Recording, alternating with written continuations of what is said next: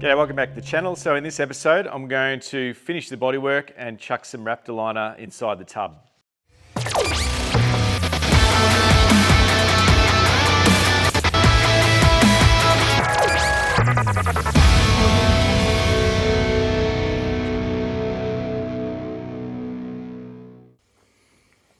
All right, so these are the remaining bits that haven't been stripped or sandblasted yet. So we've got the lower spoiler that goes underneath the bumper bar. We've got a cross member for the gearbox. And this is the radiator shroud or bracing that you would have seen. So obviously the radiator is still in it. You can see that there's a plastic shroud in front of that for the fan. And I'm not going to even attempt to try and strip this. So I'm going to take all these to the sandblaster. So this will be the first time I actually pay someone to sandblast or get strip some paint from this vehicle. And for those that know about these radiator shrouds, they'll know that you get rust down on this lower sort of pillar here.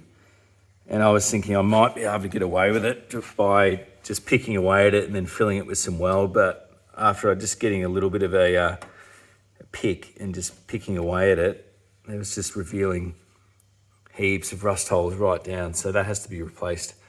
That part, from what I can see, varies in expense from around about $189, I think was the cheapest I saw it, right through to something like $390 or something crazy. So just this little section here, so you just unpick the spot welds, literally grind those two little welds back, clean it up and replace it. Not a huge fix. Otherwise, you can try and find another one of these whole units for the WB. They are slightly different in their lighting bracket system here.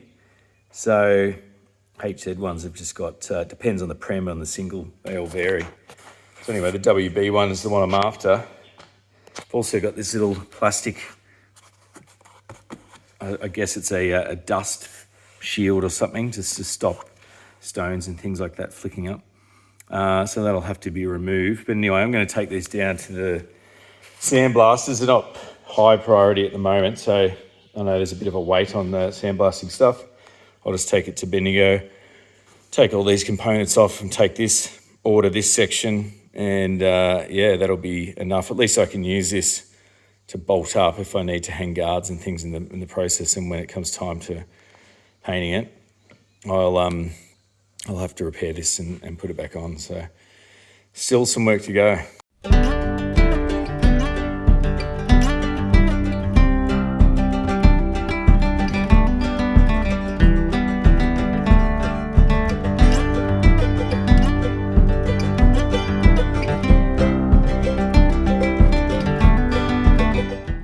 Okay, so we're back in the booth. Now, the stages I'm up to, I'm going to start to seam seal the back of the tray and the underside of the ute.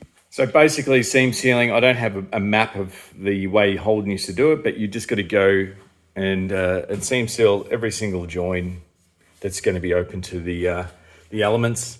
Any gap that you can get water and muck and stuff into, just seal up. And that's pretty much the gist of it, just along here. So yeah, the idea is I've bought some, I've obviously got the Raptor liner. So I'm not going to Raptor line under here. I'm happy with the KBS, but I am going to Raptor liner under the wheel arches there, the wheel guards, and also back of the utes. Yeah, I've been thinking about the best way to do it. And initially I was going to tape along this section here and do Raptor liner along the edges right around and then the tailgate. These panels are out to be sandblasted at the moment, so I'm just going to run it over without these, and then I'll do them separately at a later stage, just so I can get things rolling.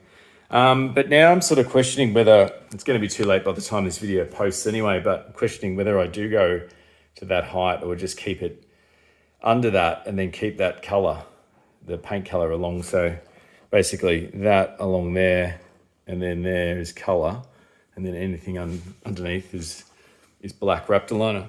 I don't know. It's really stumped me actually, because I don't know which way to go. Because I'm thinking anything inside the ute's best off to be protected from the Raptor liner, but then is it going to look too much black? So I don't know. It's going to be easier if I just tape along this line here, just so when it comes to doing base coat, I'll just tape the line, and I've got this edge to follow, and so all that would just be plastic and taped, and then I'll just base coat the top of this along here. I also do need to still drill the holes for the tarp plugs, which needs to be done before base coat. So at the moment, I'm leaning towards just running it along the edge around the whole thing and just doing it black.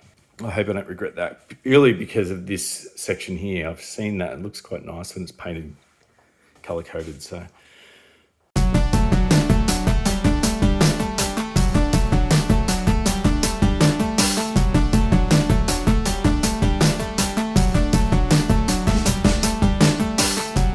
All right, so I've got the whole ute. I've used the DA sander, and I've got 240 grit right over the whole surface, and then hand sanded all the areas that were pretty tight, and then did a bit of a wet test. But you're supposed to, they say with metallics, you sort of go up to 1,000 grit, but you know, that's 240, and I've still got, you know, probably 320, and then 600 or maybe 800 from there. So I don't know if I'll need to go to 1,000 because it's already pretty smooth. So just getting rid of those really, really fine marks. But the DA sander's the way to go at this level, because it just really knocked off all that orange peel from the primer. And obviously I've bitten through. There was a couple of marks where I tried to do this tape line and then did the high fill or the polyester surfacer. I didn't line it up from the last one, so there was like a 2 double line, which was a big no-no. I've sort of feathered it out. It's not noticeable anymore, but there was a low here, you can see just there. It's always the way finding these things are, as you're honing the body down, the further and further you go, you find things that you couldn't see before when it wasn't as shiny. So I'm just sort of eliminating them as I go. There used to be 10, now there's, you know, 1. Or they started off to be about 100. Then it was, you know, 90, 50, 30. I've got it right down. It's like chiseling a massive boulder all the way down to a pebble, this job. It's just been a process of elimination. Yeah, I'm confident. There's going to be a few little waves here and there. It's not going to be perfect. It's my first car. But, you know, I've done the best I can do. It's if this was to roll out of a paint shop, I think it would pass. My plan this morning, I've got a few hours before I've got to wrap it up. I want to fix up that body filler there, that low spot, re-prime. I want to try and get as much dust and as dirty stuff done before I put the Raptor liner on. I've done most of the dusty, or I would have finished all the dust and the sanding with the DA sander. From here on, it's going to be hand wet sanding, which I can do when it's on the chassis. It's nice to have it on the rotisserie, but I've got to move forward. Done the roof. I'll do the guards at a separate time. So that's it. I'm going to start now. Body filler, primer, and then it's Raptor liner. Here we go.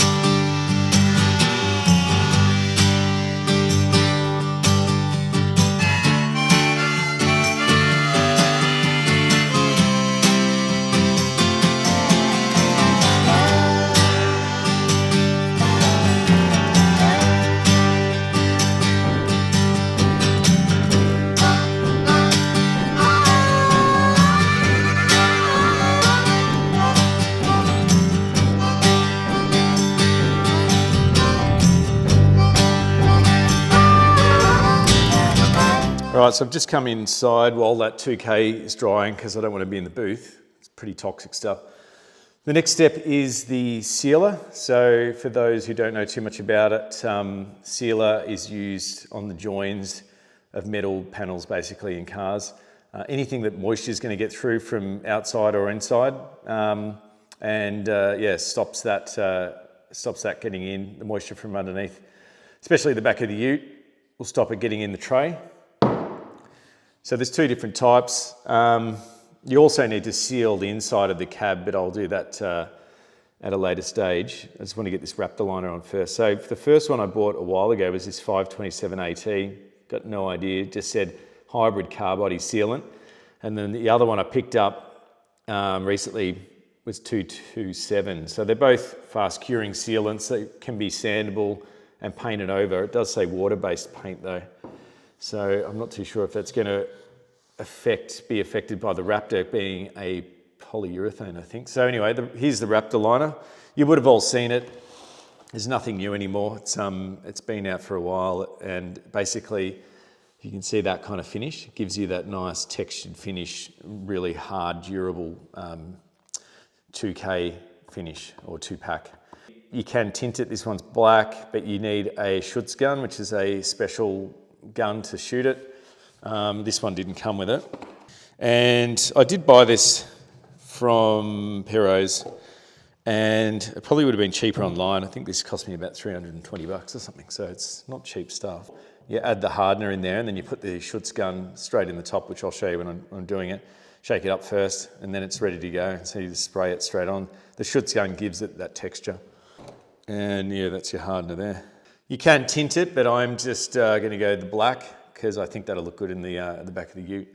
And I've got a new toy, and this is a reasonably big purchase for the build, and it is a proper professional spray gun. So I ended up going for a Wellcome Slim Combat at a 1.3mm tip.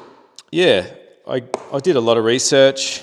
I was going to go the DeFilbus GTI Pro, but then I had a look online. There seems to be a lot of sort of counterfeit models of that coming around, so I wasn't too sure whether you're getting a legit one or not. Anyway, I spoke to the guy at DNA Paints, and he recommended he uses this Wellcome. I've watched a fair bit of his videos, and I like his style of painting. So anyway, he recommended the Slim Combat, and it's a bloody nice gun. It's probably a little bit overkill considering how much I'm going to use it, but I believe if you're going to do something, you do it properly. And here it is. So it's actually a Kevlar gun, HTE. Comes with a regulator. It's very, very nice. So I've got no excuses now. I've got to bloody paint this thing properly. It's got a very nice fan that atomises the paint beautifully. They're not going to get a lot of overspray, which will be good in my booth. It's just a standard kind of plastic fitting there for the canister. And yeah, some spares and tools. So nothing different than what you'd see in an eBay gun, but just a lot better. So that is it. They are the new tools for the job, and now I'm going to get out there.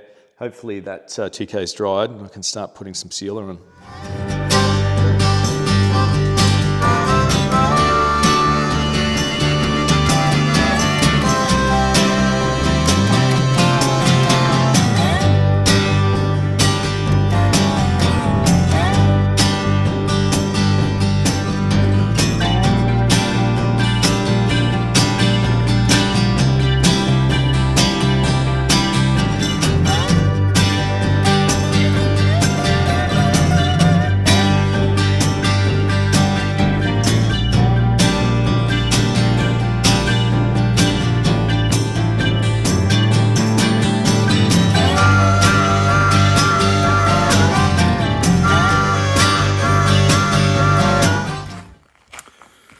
So it's in the morning at 7:30. I'm going to come in and get an early start, check out this seam sealer. So it's a bit chunky on spots, but I reckon the Raptor liner will cover it. And if it doesn't, then I'm going to have seam lines in the back of the tray. It doesn't really worry me.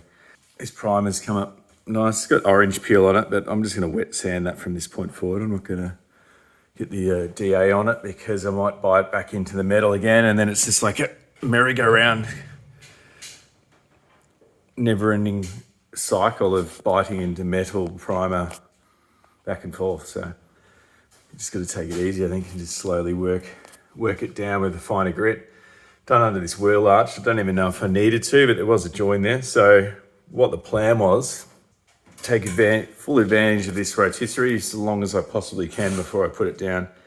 There isn't any documentation on where the seam sealer from factory was, so just got to use your common sense, and if you see a seam, seal it.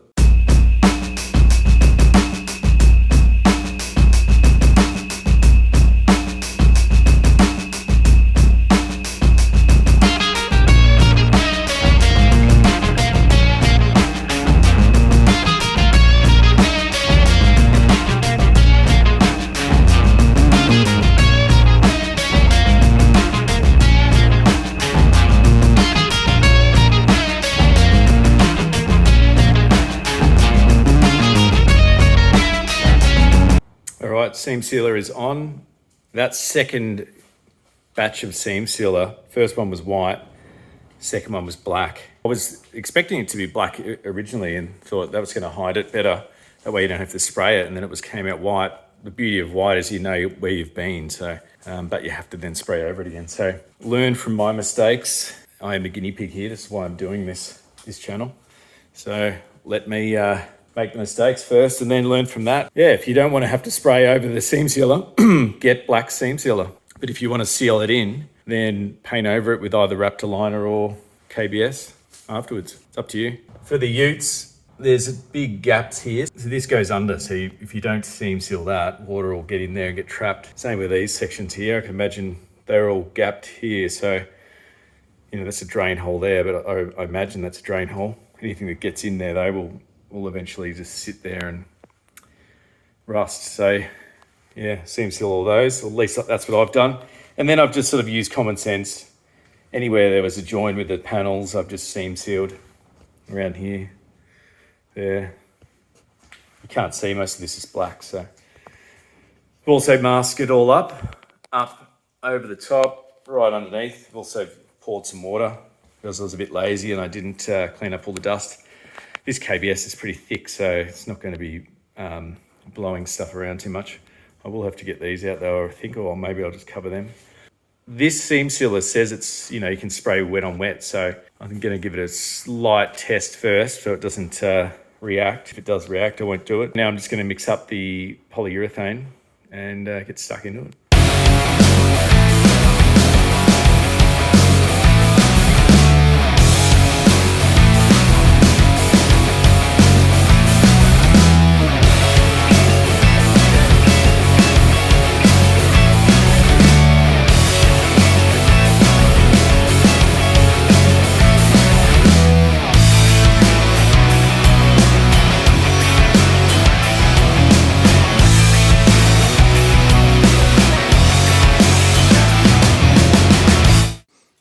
So KBS is done, seam sealer is done, it's all sealed in.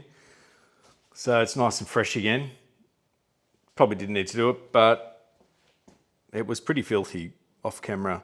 It was, in real life it's a lot worse. So now it's a balancing act between doing these Raptor liner inside of these two guards here and then masking over the other side. So each Raptor liner canister lasts 60 minutes until it goes off.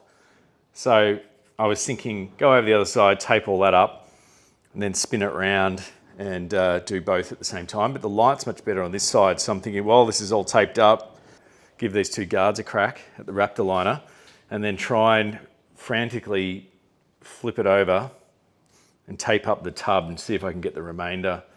If I do 2 coats on this, it may use the whole canister anyway, so be it. And that's what I'm going to do, because otherwise I don't think I'm going to be able to tape up both sides at the same time without something going wrong. So that's the plan. This is the gun to use for the Raptor liners. You can buy the kits. I bought this ages ago by itself. So yeah, it's just called a body deadener gun, but commonly known as a Schultz gun. So anyway, it's time to unwrap this thing, and hopefully I don't Schultz myself.